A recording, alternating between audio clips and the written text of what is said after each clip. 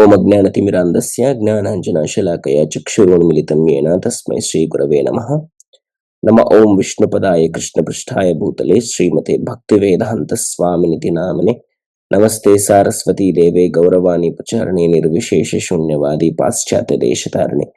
జయ శ్రీ కృష్ణ చైతన్య ప్రభు నిత్యానంద శ్రీ అద్వైత గదధర శ్రీవాస్ ఆది గౌర భక్తవృంద. హరే కృష్ణ కృష్ణ కృష్ణ హరే హరే, హరే రామ రామ రామ హరే హరే. హరే కృష్ణ. అందరికీ దండవత్ ప్రణామాలు. మనము భీష్మ స్థుతిలో ఆల్మోస్ట్ 9 ఎపిసోడ్స్ కంప్లీట్ చేసుకున్నాం.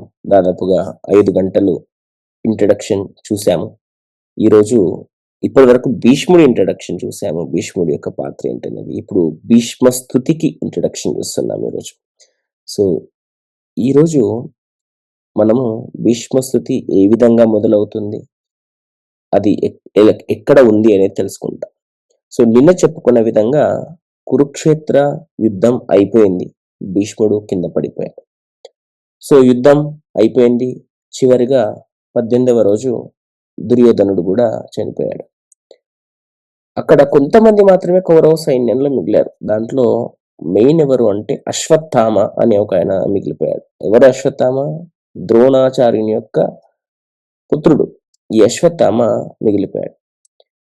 అశ్వత్థామ అందరి చావును చూసిన తర్వాత, తన తండ్రి చావు, తన ఫ్రెండ్ అయినటువంటి దుర్యోధనుడి చావు, వీళ్ళందరి చావు చూసిన తర్వాత చాలా బాధపడిపోయాడు. చాలా కోపం పెంచేసుకున్నాడు. కోపం పెంచుకుని ఏ విధంగా నేను పాండవులు చంపేస్తా అని చెప్పేసి బయలుదేరాడు. అలా బయలుదేరినప్పుడు అక్కడ పడుకొని ఉన్నటువంటి ఉప పాండవులని, అంటే ద్రౌపది యొక్క సంతానమైనటువంటి 5 ఉప పాండవులు అంటారు వాళ్ళని.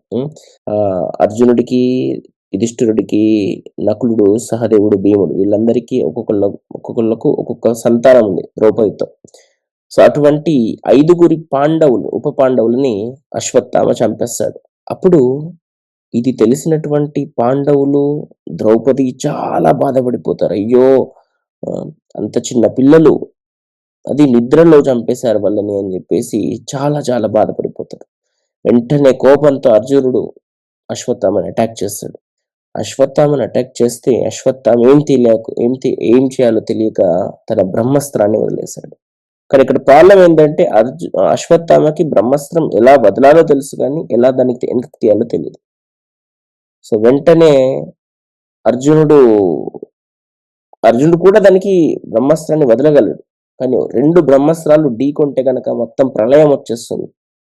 ఇప్పుడు కృష్ణుడికి అర్జునుడు ప్రేయర్స్ చేస్తాడు ఏం చేయాలని చెప్పేసి.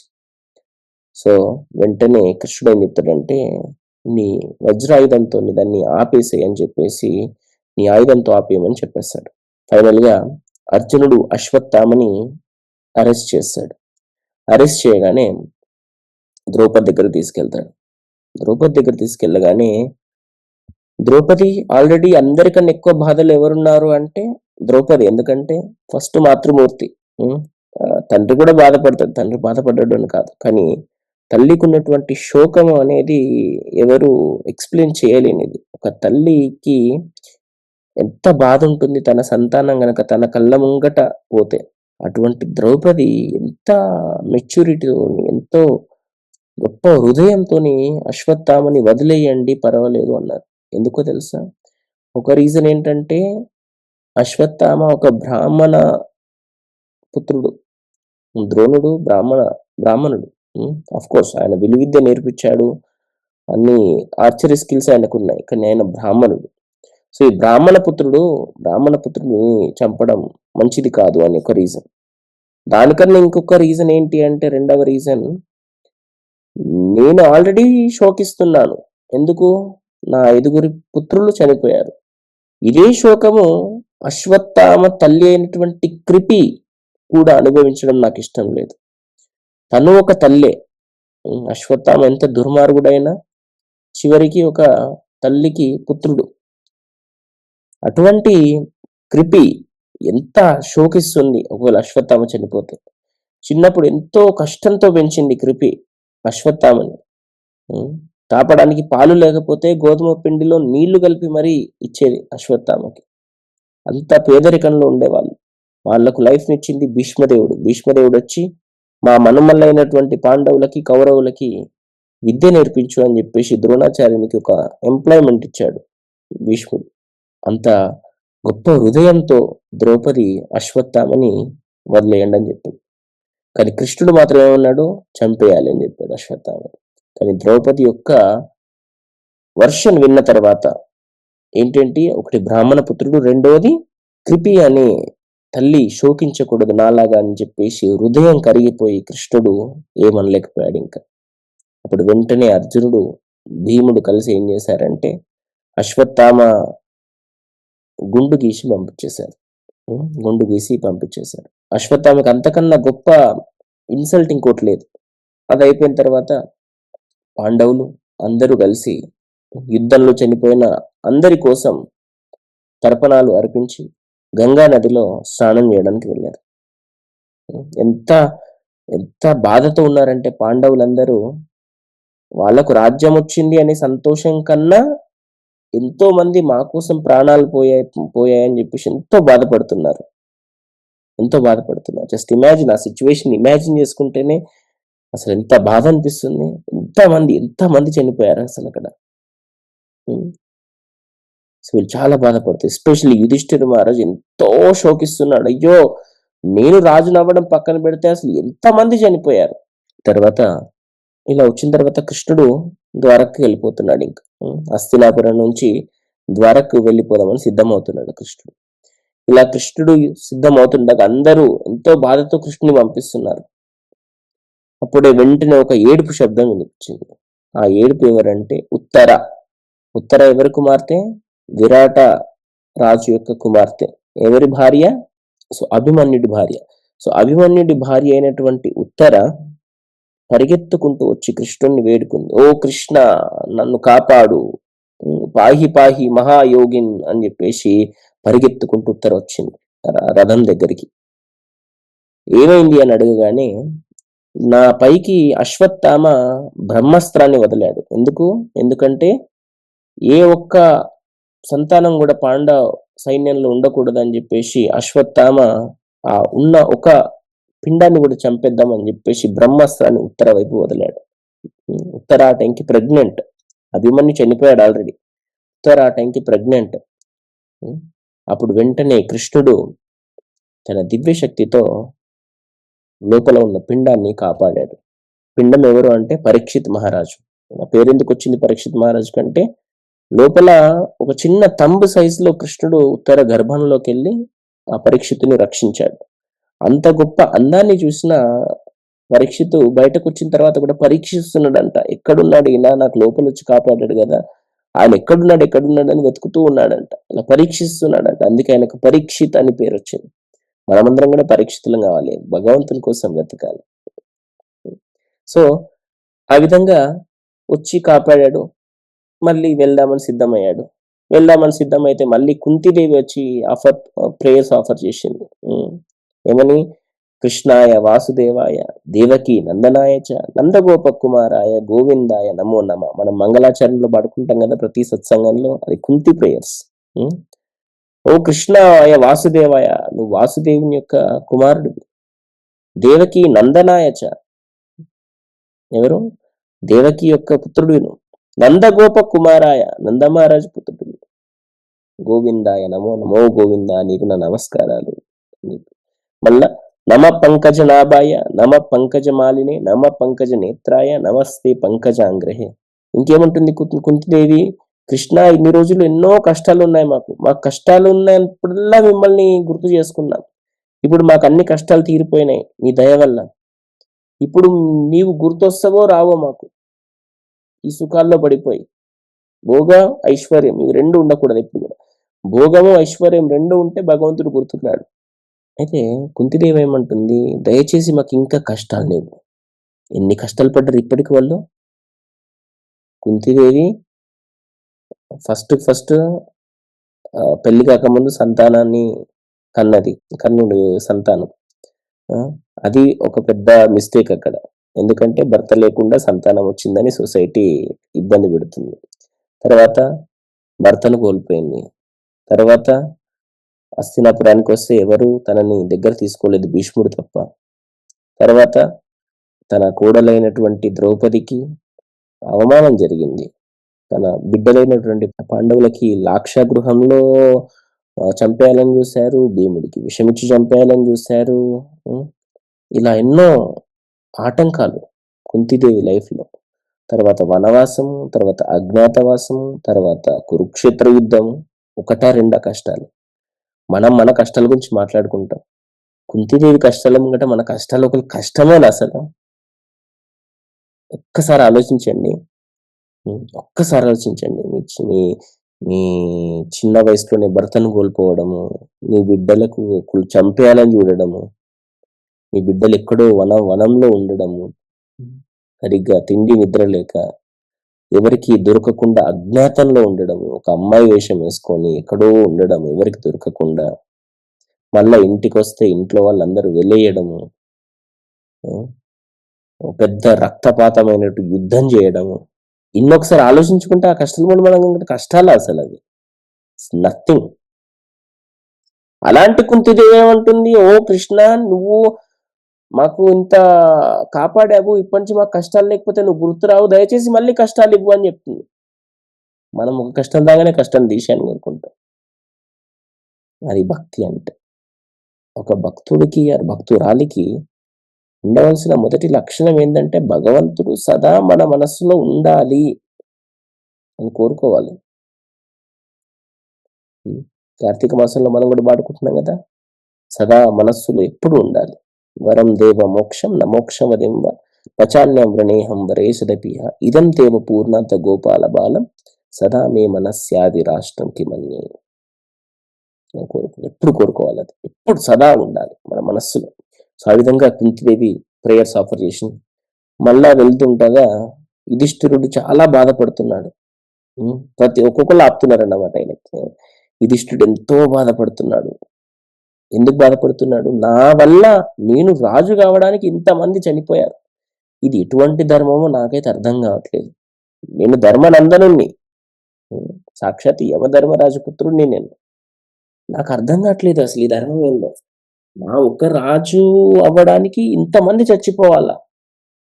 అప్పుడు చాలా మంది పాసిఫై చేశారు యుధిష్ఠుడికి. కృష్ణుడు పాసిఫై చేశాడు, వ్యాసదేవు పాసిఫై చేశాడు. కరెక్టే, ఇది దీంట్లో ఏం తప్పు లేదు, నీ తప్పేం లేదు, ఇది ధర్మబద్ధమైంది.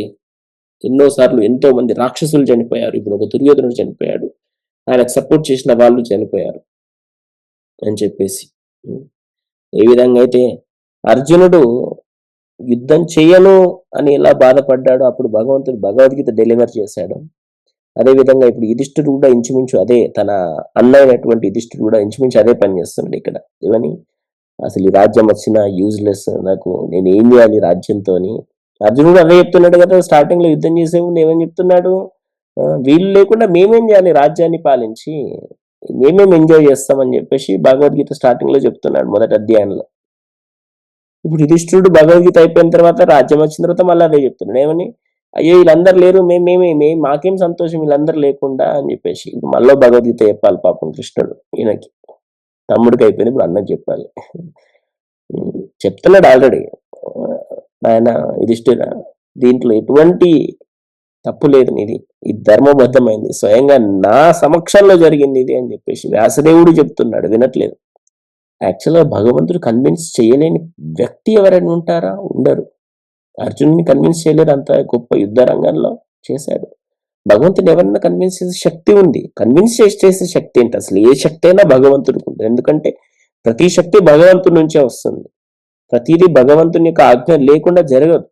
ఈశ్వరుని అనుగ్రహం లేకుండా, ఈశ్వరుని యొక్క పర్మిషన్ లేకుండా ఏది జరగదు. మరి యుధిష్ఠిరుని ఎందుకు కన్విన్స్ చేయలేకపోతున్నాడు? కన్విన్స్ చేయలేక లాస్ట్కు ఎంతమంది చెప్పినా వినకుండా లాస్ట్కు భీష్ముడి దగ్గరికి తీసుకెళ్ళాడు కృష్ణుడు. సరే మేము చెప్తున్నట్లేవు కదా, భీష్ముడు అంతకన్నా గొప్ప ధర్మపరుడైనట్టు భీష్ముడి దగ్గరికి తీసుకెళ్తే పదాన్ని తీసుకెళ్ళాడు. ఎందుకంటే రామచంద్రుడికి ఒక బ్రిడ్జ్ కట్టుకునేంత సత్తా లేదా? రామచంద్రుడికి శక్తి లేదా? ఉంది. కానీ హనుమంతుని యొక్క గొప్పతనం చాటడానికి హనుమంతుడికి చేత బ్రిడ్జ్ కట్టించాడు. లంక వెళ్ళడానికి. అదేవిధంగా ఇక్కడ భగవంతుడికి యుధిష్ఠిరుణ్ణి కన్విన్స్ చేసే శక్తి లేక కాదు, భీష్ముని యొక్క గొప్పతనాన్ని చాటడానికి తనని భీష్ముడి దగ్గరికి తీసుకెళ్ళాడు. సో ఈ విధంగా పాండవులందరూ కూడా, ఎస్పెషల్లీ యుధిష్ఠిరుడు గొప్ప రథం పైన మొత్తం జ్యువెలరీ వేసుకొని ఒక రాజులాగా వెళ్తున్నాడు. ఎందుకు? ఒక చనిపోయే వ్యక్తి దగ్గరకు అంత హుందాగా ఎందుకు వెళ్తున్నాడు యుధిష్ఠిరుడు? ఎందుకంటే భీష్ముడి యొక్క కోరిక ఏంటి? ఫైనల్ గా యుధిష్ఠిరుడిని ఒక రాజులాగా చూడాలి అని చెప్పేసి. చూడండి ఎంత డీటెయిల్స్ ఉంటాయో. అంత హుందాగా వెళ్ళాడు అన్నమాట. ఎందుకంటే భీష్ముడు తనని చూసి సంతోషపడతాడని చెప్పేసి. కానీ అంత హుందాగా వెళ్ళిన యుధిష్ఠిరుడు ఎప్పుడైతే భీష్ముడిని చూశాడో అందరూ పాండవులు కింద పడి ఏడుస్తున్నారు. భీష్ముడి దగ్గరికి వెళ్ళగానే కింద పడిపోయి ఇట్లా జస్ట్ ఇట్లా చూడగానే కింద రథం నుంచి కింద పడిపోయి ఓ లబ్బో దిబో ఏడ్చేస్తున్నారు. వాళ్ళందరినీ చూడగానే భీష్ముడు వాళ్ళని వెల్కమ్ చేశాడు. ఫిజికల్ గా వెల్కమ్ చేయలేడు కాబట్టి తన మాధుర్యమైన పదాలతో భీష్ముడు వాళ్ళందరినీ వెల్కమ్ చేశాడు. మనం కూడా ఒక వైష్ణవుడు వారు వైష్ణవి కనిపించగానే మనము వాళ్ళని వెల్కమ్ చేయాలి. హరే కృష్ణ అని ప్రణామాలు చేయాలి. వీలైతే పంచాంగ ప్రణామం చేయాలి. వీలు కాకపోయినా చేయండి, పంచాంగ ప్రణామం చేయాలి ఖచ్చితంగా. మనం అలానే స్తంభాల్లాగా నిల్చోవద్దు. ఒక వైష్ణవులను వైష్ణవులాగా చూసి మనం పడిపోవాలి కింద. పంచాంగ నమస్కారం చేయాలి. వాంఛా కల్పతరుభ్యస్య కృపా సింధుభ్య ఏవచ పతితానాం పావనేభ్యో వైష్ణవేభ్యో నమో నమో. వైష్ణవ, నువ్వు కల్పవృక్షం లాంటి వాడు, దాన్ని ఇవ్వాలి, ఆ ప్రణామాలు పెట్టాలి. భీష్ముడికి అవకాశం లేకపోవడం వలన తన మాధుర్యమైన పదాలతో నమస్కారాలు పెడుతున్నారు అన్నమాట. మనం కూడా ఫిజికల్ గా పంచాంగ నమస్కారం చేసి తర్వాత లేచి ఒక మంచి హగ్ ఇవ్వాలి. మాతాజీస్కి ప్రభుజీస్కి ఇచ్చి మంచి గ్రీట్ చేయాలి. ఎంతో మధురమైన స్వరంతో గ్రీట్ చేయాలి. హరే కృష్ణ ప్రభుజీ బాగున్నారా, మాతాజీ బాగున్నారా అని చెప్పేసి అడగాలి. అది ఉత్తమమైన లక్షణం. తర్వాత భీష్ముడు వెల్కమ్ చేశాడు. వెల్కమ్ చేసిన తర్వాత యుధిష్ఠిరుడికి చెప్తున్నాడు, ఓ ఎంత కష్టం వచ్చింది యుధిష్ఠిరా, నీకు ఎంత కష్టం వచ్చిందని చెప్పేసి వాళ్ళకు సింపథైజ్ చేశారు. ఎన్ని కష్టాలు పడ్డారు మీరు, అసలు ఈ కష్టంలో మీరు అసలు బతకడం అనేది ఇంపాసిబుల్. వేరే వాళ్ళు ఎవరైనా ఉంటే చచ్చిపోయేవాళ్ళు ఈ టైంకి, కానీ మీరు కాబట్టి బతికారు. అహో కష్టం, అహో అన్యాయం, ఎంత అన్యాయం జరిగింది మీకు, ఎంత కష్టం వచ్చింది మీకు అని చెప్పేసి యుధిష్ఠిరుడికి దగ్గర ఓ బోరున అంటున్నాడు భీష్ముడు. ఈ ప్లేస్ లో కనుక వేరే వాళ్ళు ఉంటే వాళ్ళు చనిపోయేవాళ్ళు, మీరు కాబట్టి నిలబడ్డారు. అండ్ మీకు ఎవరెవరు రక్షించారు? విప్ర, ధర్మ, అచ్యుత, బ్రాహ్మణులు కాపాడారు మీకు. మీ ధర్మం కాపాడింది మీకు. అన్నిటికన్నా ఎక్కువ మీకు అచ్యుతుడు కాపాడాడు, కృష్ణుడు కాపాడాడు మీకు అందరికి. మనం కూడా మన కష్టాల్లో వస్తే ఎక్కడికెక్కడికో పోవాల్సిన అవసరం లేదండి. మనం ఒక బ్రాహ్మణుడి దగ్గరికి పోయి వాడిని సలహా తీసుకోవాలి. నాకు ఈ కష్టం ఉంది, నేనేం చేయాలి ఈ సిచ్యువేషన్లో అని. మనం ధర్మానుసారంగా ఉండాలి ఆ సందర్భంలో కూడా. అలాగే మనకు మోసం జరిగింది కదా అని చెప్పేసి ఎదుటి వాళ్ళతో రివెంజ్ తీసుకోవడానికి ప్రయత్నం చేయకూడదు. ధర్మానుసారంగా ధర్మబద్ధంగా వెళ్ళాలి. చాలాసార్లు మనం కష్టాలు ఉన్నప్పుడు మనకు అన్ని ధర్మమే అనిపిస్తాయి, కానీ అన్ని ధర్మాలు కావు. అది కొన్ని పద్ధతి పాడు అనే ఉంటాయి, అవి ఫాలో అవ్వాలి. సో విప్ర, ధర్మ, అచ్యుత, ఫైనల్ గా ఏది లాస్ట్ లో ఉంటే అది గొప్పదన్నమాట. That is the ending. అందుకే మనం వేదాల కన్నా ఎక్కువ వేదాంతాలను నమ్ముతాం మనం. అంత అంతిమంలో వచ్చేది సమ్మరీ ఈజ్ వెరీ ఇంపార్టెంట్. అందుకే ఇక్కడ విప్ర, ధర్మ, అచ్యుత, ఫైనల్ ఎవరు కాపాడారంట? అచ్యుతుడు కాపాడాడు, కృష్ణుడు కాపాడాడు. 3 కాపాడాయి. ఎవరిని? పాండవులు. అహో కష్టం, అహో అన్యాయం, యద్యూయం ధర్మనందనాః జీవితుం నార్హతం క్లిష్టం విప్ర ధర్మాచ్యుతాశ్రయ. 3 ఆశ్రయం తీసుకున్నాడు. విప్ర, ధర్మ, అచ్యుత. వీళ్ళు ఆశ్రయం తీసుకోవడం వల్ల వీళ్ళు జీవితం నార్హతం అంటే జీవితాన్ని అసలు డిజర్వ్ చేసే వాళ్ళే కాదు వీళ్ళు. కానీ ఎప్పుడైతే వీళ్ళు ఈ 3 యొక్క ఆశ్రయం తీసుకున్నారో అంత క్లిష్టమైన జీవితాన్ని కూడా ఎంతో ఈజీగా సేల్ చేయగలిగారు వాళ్ళు. ఎంత కష్టం, ఎంత అన్యాయం అని చెప్పేసి చెప్తున్నాడు ఇక్కడ భీష్ముడు. ఆ విధంగా భీష్ముడు వాళ్ళని పాసిఫై చేస్తున్నాడు. ఏం కాదు అని చెప్పేసి భీష్ముడు కృష్ణుని కూడా తర్వాత వర్ణించాడు. ఇంత గొప్ప కృష్ణుడు మీ పక్కన ఉన్నాడు, మీకెందుకు ఇంత బాధ? తను ఒరిజినల్ నారాయణ, ఆది నారాయణుడు, ఆది పురుషుడు, తను అచింత్యుడు. అసలు ఒకళ్ళు తనని అర్థం కూడా చేసుకోలేరు ఎవరు కూడా. ఓన్లీ గొప్ప గొప్ప పీపుల్ తనని అర్థం చేసుకోగలరు. తనకి ఎటువంటి దోషము లేని గుణాలు ఉన్నాయి అని చెప్పేసి కృష్ణుని ఎంతో వర్ణించాడు భీష్ముడు. తర్వాత భీష్ముడు విష్ణు సహస్రనామం చదివాడు.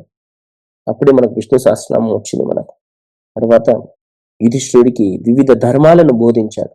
వర్ణాశ్రమ ధర్మ, వైరాగ్య, రాగ, దాన ధర్మ, రాజధర్మ, మోక్ష ధర్మ, స్త్రీ ధర్మ అండ్ లాస్ట్ కి భగవద్ ధర్మను బోధించాడు.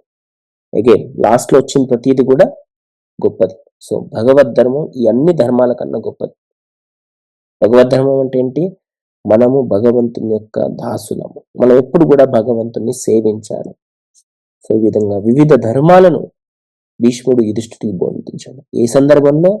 భీష్ముడు అంపశయ పైన చివరి క్షణాల్లో ఉన్నప్పుడు, యుధిష్ఠుడు కష్టంలో ఉన్నప్పుడు, కష్టాలు ఆల్రెడీ తీరిపోయినాయి, మళ్ళీ కష్టం వచ్చింది ఆయనకి. ఏం కష్టం? నా వల్ల రాజ్యం పోయి, నా వల్ల ఎంతో మంది చనిపోయారు, నేను రాజు అవ్వడం కోసం ఎంతో మంది చనిపోయారనే కష్టం. వాళ్ళకు భీష్ముడు మీరు చేసింది ఎలా కరెక్టు, ఇది ఏ విధంగా ధర్మపరమైందని చెప్పేసి వాళ్ళకి చెప్తున్నాడు. అదేవిధంగా తను రాజు కాబోతున్నాడు కాబట్టి తనకి వివిధ ధర్మాలను బోధించాడు. ఏమేమనుకున్నాం అవి?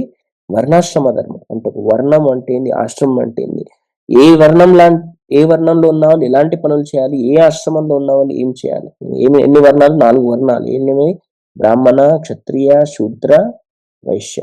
ఆశ్రమాలు 4: బ్రహ్మచర్యం, గృహస్థ, వానప్రస్థ, సన్యాస. ఈ విధంగా 4 వర్ణాల గురించి, 4 ఆశ్రమాల గురించి, వివిధ వర్ణంలో ఉన్నటువంటి వివిధ ప్రజలు ఏ విధంగా ఉండాలి, ఎటువంటి పనులు చేయాలి, ఎటువంటి ఆశ్రమంలో ఉన్న వాళ్ళు ఎటువంటి లెర్నింగ్ ఉండాలి వాళ్ళకి, వాళ్ళు ఏ విధంగా భగవంతుని సేవించాలి అని చెప్పేసి చెప్తున్నారు. తర్వాత వైరాగ్యం, రినౌన్సియేషన్ ఎలా ఉండాలి చెప్తున్నారు. తర్వాత రాగ, దాన ధర్మం. దాన ధర్మం అంటే ఏ దానం ఎలా ఇవ్వాలి అనే దానికి చెప్తున్నారు. తర్వాత రాజధర్మం, ఒక రాజు ఎలా ఉండాలి అనేది చెప్తున్నారు. తర్వాత మోక్ష ధర్మం, తర్వాత స్త్రీ ధర్మం, తర్వాత భగవద్ ధర్మం, భగవంతుని మనం ఎలా సేవించాలి అనేది చెప్తున్నారు ఇక్కడ.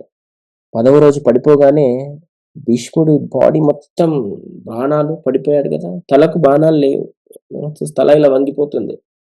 తల వంగిపోతే అక్కడ ఉన్న వాళ్ళందరూ చెప్పాడు, నాకు తల కింద పడిపోతుంది ఇప్పుడు 10వ రోజు యుద్ధంలో, నాకు మెత్త ఇవ్వండి, ఒక కుషన్ ఇవ్వండి అనగానే వెంటనే దుర్యోధనుడు పోయి ఒక పెద్ద బంగారం లాంటి ఒక స్టూల్ లాంటిది, మెత్త లాంటిది తెచ్చాడు అన్నమాట, దిండు.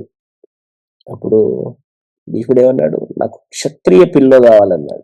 అప్పుడు వెంటనే అర్జునుడికి అర్థమయ్యి అర్జునుడు బాణాలతో తన పిల్లని తయారు చేశాడు. అంత ప్రేమ భీష్ముడికి పాండవులకు ఉండేది. నాకు దాహం వేస్తుంది అనగానే ఎంతో గొప్ప పానీయాలు దుర్యోధనుడు తీసుకొచ్చాడు. కానీ భీష్ముడు నాకు స్వచ్ఛమైన నీరు కావాలంటే అర్జునుడు ఒక బాణం వేసి గంగా జలాన్ని భీష్ముడికి తాగిపించాడు. తన సొంత తల్లి గంగా అంటే. ఇది భీష్ముడికి పాండవులకు ఉన్న సంబంధం. సో ఆ విధంగా అప్పుడు 10వ రోజు యుద్ధంలో కింద పడ్డ భీష్ముడు దాదాపు 58 రోజులు అంపశయ పైన ఉన్నాడు. ఎందుకంటే ఉత్తరాయణ కాలము, ఆ కాలం కోసం వెయిట్ చేస్తున్నాడు. ఎంతో గొప్ప గొప్ప ఋషులు ఆ కాలంలో తన శరీరాలను వదిలేయాలని కోరుకుంటాడు. భీష్ముడికి ఇచ్ఛామృత్యు మరణం ఉంది కాబట్టి ఉత్తరాయణ కాలంలో ఆ శరీరం వదిలేద్దాం అనుకున్నాడు. కృష్ణుడికి ఉత్తరాయణ అనేది కూడా ఒక పేరు. సో ఆచార్యులు ఏం చెప్తారంటే యాక్చువల్గా భీష్ముడు ఉత్తరాయణ కాలం కోసం వెయిట్ చేయలేదు, ఉత్తరాయణుడి కోసం వెయిట్ చేశాడు. ఉత్తరాయణుడు అంటే ఎవరు? ఉత్తర గర్భంలో అయనించిన వాడు, షెల్టర్ తీసుకున్నవాడు. అందుకే ఉత్తరాయణ అని పేరు భగవంతుడికి అని కొంతమంది ఆచార్యులు చెప్తారు. సో యాక్చువల్గా భీష్ముడు ఉత్తరాయణ కాలం కోసం కాదు, ఉత్తరాయణుడైనటువంటి కృష్ణుడి రాక కోసం వెయిట్ చేస్తున్నాడు తన ప్రాణం వదలడానికి అని. దానికి ప్రూఫ్ ఏంటంటే ఈ వివిధ ధర్మాల గురించి చెప్పిన తర్వాత లాస్ట్కు ఉత్తరాయణ కాలం వచ్చింది, ఉత్తరాయణుడు వచ్చాడు, ఇద్దరు వచ్చారు. ఆ టైంలో భీష్ముడు ఒక మాట అన్నాడు. ఇంకా చాలు, నేను సరిపడా వివరించాను, ఇప్పుడు ఇంకా నేను నా శరీరం వదిలేస్తానని చెప్పేసి తన చూపుని కృష్ణుడి వైపు తిప్పి కృష్ణుని పైనే ఫోకస్ చేస్తూ చెప్తున్నాడు. ఏమని? ఇది భాగవతంలోని మొదటి స్కందంలో 9వ అధ్యాయంలో 31వ శ్లోకంలో ఉంటుంది. ఏమని? I am withdrawing all my senses from all other subjects now. My only focus should be on Krishna అని చెప్పేస్తాడు. ఇంకా మేము చాలా చెప్పేసాను, ఇక నా కాలం వచ్చేసింది, నేను ఇక ప్రాణం వదిలేస్తున్నా అని చెప్పేసి లాస్ట్ బ్రెత్స్ అనుకోండి, ఇంకా లాస్ట్ అంత్యకాలం. ఇంకా అంత్యకాలంలో ఏమంటున్నాడు ఇక్కడ? నేను ఇంకా నా మనస్సుని భగవంతుని పైన పెట్టేస్తాను. చనిపోతున్నాడు. ఎంత గొప్ప వ్యక్తి అండి! 4 తరాలు చూసిన భీష్ముడు కొన్ని సెకండ్లలో, నిమిషాలలో చనిపోతున్నాడు. ఇచ్ఛామృత్యు ఉన్న భీష్ముడు ఇంకొన్ని నిమిషాల్లో చనిపోతున్నాడు. తన ప్రతిజ్ఞ కోసం ఎంతో త్యాగాలు చేసిన భీష్ముడు ఇంకొన్ని నిమిషాల్లో చనిపోతున్నాడు. చుట్టుపక్కల ఎవరున్నారు? వ్యాసుడు, కృష్ణుడు, పాండవులు, గొప్ప గొప్ప ఋషులు అందరూ బోరున ఏడ్చేస్తున్నారు. ఓ పితామహ, పితామహ, ఇన్ని రోజులు నువ్వున్నావు కాబట్టి మేమందరం ఇంత చక్కగా ఉన్నాం, నువ్వు వెళ్ళిపోతే మేమందరం ఎలా బతకాలని ఏడుస్తున్నారు అందరు. ఆ సందర్భంలో ధర్మాలన్నీ చెప్పిన తర్వాత భీష్ముడు ఇప్పుడు ఏమన్నా లాస్ట్కి, నా మతి, నా మనస్సు ఆ పార్థసారథి అయినటువంటి కృష్ణుడి పైన నేను ఫోకస్ చేస్తున్నాను, నా ప్రాణం నేను వదిలేస్తున్నాను. మొదటి స్కందంలోని 9వ అధ్యాయంలో 31వ శ్లోకంలో ఇది చెప్తున్నారు. తర్వాత 32వ శ్లోకం నుంచి 42వ శ్లోకం వరకు దాదాపు 11 శ్లోకాల్లో భీష్ముడు తన స్తుతిని వివరిస్తాడు. అదే భీష్మ స్తుతి. ఇది భీష్మ స్తుతికి ఇంట్రడక్షన్. సో మొదటిగా భీష్మ స్థుతిలో ఇతి మతి రూపకల్పిత వితీష్ణ, నా మతిని భగవంతుని పైన నేను ఇప్పుడు పెట్టేస్తున్నాను అని చెప్పేసి చెప్తున్నారు. ఇతి మతి రూపకల్పిత వితృష్ణ భగవతి సాత్వత పుంగవే విభూమ్ని స్వసుఖముపగతే క్వచిద్విహర్తుం ప్రకృతిం ముపేషి యద్భవ ప్రవాహ. ఈ విధంగా భీష్ముడు తన స్తుతిని ప్రారంభిస్తాడు ఎంతో సంతోషంతో. ఎందుకు? భగవంతుడు ఉన్నాడు అని చెప్పేసి. అక్కడ ముందు కృష్ణుని గురించి వర్ణిస్తారు. చాలా మంది కృష్ణుడే సుప్రీం పర్సనాలిటీ ఆఫ్ గాడ్ అయినప్పుడు భీష్ముడు మరి విష్ణు సహస్రనామం ఎందుకు చెప్పారు అని క్వశ్చన్ వేస్తారు. కానీ చివరి క్షణాల్లో భీష్ముడు చేసిన స్తుతి ఏంటి అంటే నారాయణుడి స్తుతి కాదు, కృష్ణుడి స్తుతి. పార్థసారథి రూపం, అది కూడా మళ్ళీ ఎక్కడ మిస్అండర్స్టాండ్ చేసుకుంటారు. నారాయణ అంటే అని చెప్పేసి స్పెసిఫిక్ గా ఎన్నోసార్లు విజయరథి అని చెప్తారు. విజయరథి సఖి అంటే అర్జునుడి యొక్క సకుడు అని చెప్తారు. ఎందుకంటే కృష్ణ, నారాయణుడు అర్జునుడు సకుడు కాదు, కృష్ణుడు అర్జునుడు సకుడు. Of course there is no difference between Narayana and Krishna, కానీ స్పెసిఫిక్ గా చెప్తారు. చాలా మంది అంటారు నారాయణుడే సుప్రీము, నారాయణ నుంచి కృష్ణుడు వచ్చాడు అంటారు. అందుకే భీష్ముడు విష్ణు సహస్రనామం చెప్పాడు కృష్ణుడు ఉన్నప్పటికీ కూడా. విష్ణు సహస్రనామం అది జనరల్ పబ్లిక్ కోసం చెప్పారు. ఏమని? నారాయణుడి స్మరణ చేసుకోవాలి అని చెప్పేసి. కానీ లాస్ట్కు చనిపోయేటప్పుడు ఏమంటున్నారు ఇక్కడ? అంతే నారాయణ స్మృతి అని మనం చెప్తున్నాం, కానీ ఇక్కడ ఏం చెప్తున్నాడు భీష్ముడు? కృష్ణుని యొక్క స్తుతి వాడుతున్నాడు. విజయ సఖే రథి అని చెప్తున్నాడు, అంటే అర్జునుడి యొక్క సకుడు. సో ఈ విధంగా భీష్ముడు కృష్ణుని పైన తన మొత్తం ఫోకస్ ని పెట్టేసి తన స్తుతిని చేయడం స్టార్ట్ చేశాడు. సో ఈ విధంగా మనకు భీష్మ స్తుతి మొదలవుతుంది. ఇది 11 శ్లోకాలు ఉంటాయి భాగవతంలోని మొదటి స్కందంలో 9వ అధ్యాయంలో 32వ శ్లోకం నుంచి 42వ శ్లోకం వరకు మనకు ఇవి ఉంటాయి.